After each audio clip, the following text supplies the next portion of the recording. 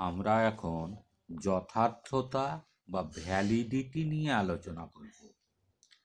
যথার্থতা বা ভ্যালিডিটি নিয়ে আলোচনা করব।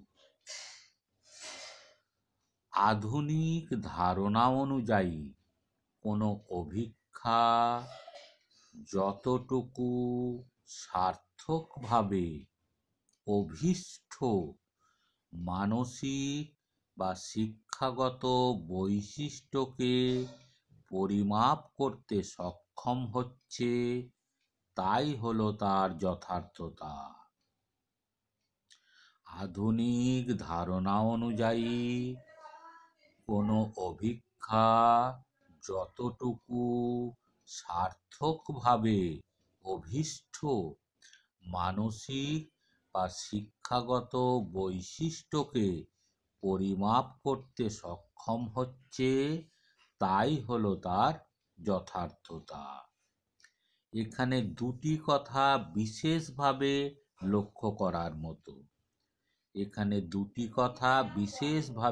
করার মতো।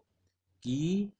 এক হচ্ছে পরিমাপের মাত্রা, দুই হচ্ছে অভীষ্ট পরিমাপক বৈশিষ্ট্য। এখানে দুটি কথা বিশেষভাবে লক্ষ্য করার মতো।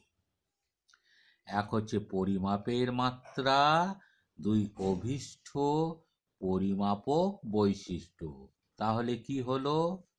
আধুনিক ধারণা অনুযায়ী কোনো অভিক্ষা যতটুকু সার্থকভাবে অভীষ্ট মানসিক বা শিক্ষাগত বৈশিষ্ট্যকে পরিমাপ করতে সক্ষম হচ্ছে, তাই হলো তার যথার্থতা। এখানে দুটি কথা বিশেষভাবে লক্ষ্য করার মতো। এক হচ্ছে পরিমাপের মাত্রা, দুই অভীষ্ট পরিমাপক বৈশিষ্ট্য। আধুনিক সংব্যাখ্যানে যথার্থতাকে অভিক্ষাটির অভীষ্ট পরিমাপের হার বা মাত্রা হিসাবে বিবেচনা করা হয়েছে। আধুনিক সংব্যাখ্যানে যথার্থতাকে অভিক্ষাটির অভীষ্ট পরিমাপের হার বা মাত্রা হিসাবে বিবেচনা করা হয়েছে। অর্থাৎ যথার্থতা আধুনিক অর্থে কোনো চরম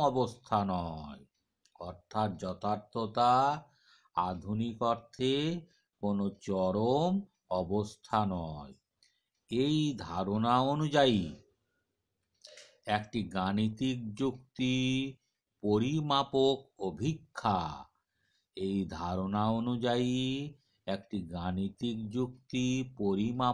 অভিক্ষা যে মাত্রায় বা যতটুকু নির্ভুলতার সঙ্গে শিক্ষার্থীদের গাণিতিক যুক্তিকরণের ক্ষমতা পরিমাপ করতে পারে, তাকেই বলা হবে অভিক্ষাটির যথার্থতা।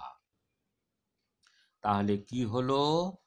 যে একটি গাণিতিক যুক্তি পরিমাপক অভিক্ষা যে মাত্রায় বা যতটুকু নির্ভুলতার সঙ্গে শিক্ষার্থীদের গাণিতিক যুক্তিকরণের ক্ষমতা পরিমাপ করতে পারে, তাকেই বলা হয় অভিক্ষাটির যথার্থতা।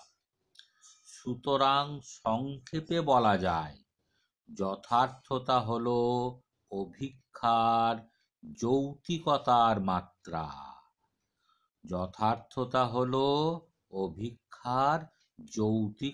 মাত্রা।